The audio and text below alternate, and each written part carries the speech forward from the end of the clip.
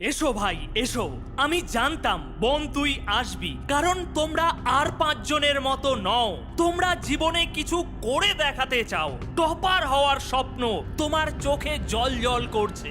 শোনো তাহলে বলি কি, এবার যেগুলো বলবো একটু মনোযোগ বাড়িয়ে কথাগুলো শোনো।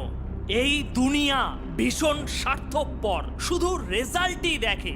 নাম্বার যদি কম আসে তাহলে হাসি মুখে অপমান করার লোকের কোনো অভাব হবে না। যদি অপমানটা শুধু তোমাকে করা হতো তাহলে ততটাও গায়ে লাগতো না।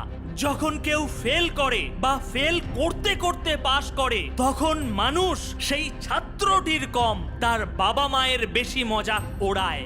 নিজেই ভেবে দেখো যেটা বললাম সেটা সত্য কিনা।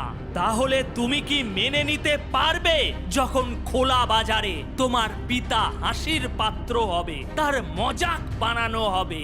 ছেলে পরীক্ষায় গামলা পেয়েছে, এই লোভনীয় বিষয়টি নিয়ে চর্চা করতে তারা ভীষণ মজা পাবে। তাই সুযোগ পেলে কিন্তু কেউ ছাড়বে না। সেই দিনটা দেখার জন্য কি তারা আজ এত কিছু করছে তোমার জন্য? দোহাই তোমার, যেন এটা কখনোই হতে দিও না। কষ্টে তাদের বুকটা ফেটে যাবে। দেখো ভাই দেখো, বাস্তব সত্য তোমার সামনে তুলে ধরেছি, তবুও কি শোধরাবে না? এখনো বলবে ভালো লাগে না? দেখো, সময় কখনো মানুষকে সফল বানায় না, সময়ের সঠিক ব্যবহার মানুষকে সফল বানায়। আমি এটা শুনতেই চাই না আজ পর্যন্ত তুমি কি কি করেছো। আমি এটা দেখতে চাই আজকের পর থেকে তুমি কি করবে। দেরিতে হও, তবে অবশ্যই কিছু না কিছু হও। রাস্তায় দেখা হলে পরিচিতরা তোমার ভালো মন্দ জানতে মোটেও আগ্রহী হয় না। তোমার বর্তমান অকাত জানতে তারা বেশি উৎসাহিত হয়।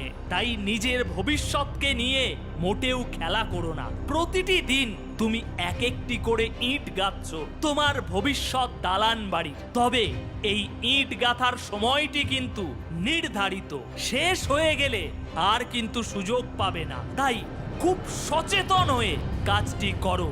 কখনো কখনো জীবনে অনেক কঠিন সিদ্ধান্ত নিতে হবে তোমাকে, তবে সেই সিদ্ধান্তটি একদিন জীবন বদলে দেবে তোমার।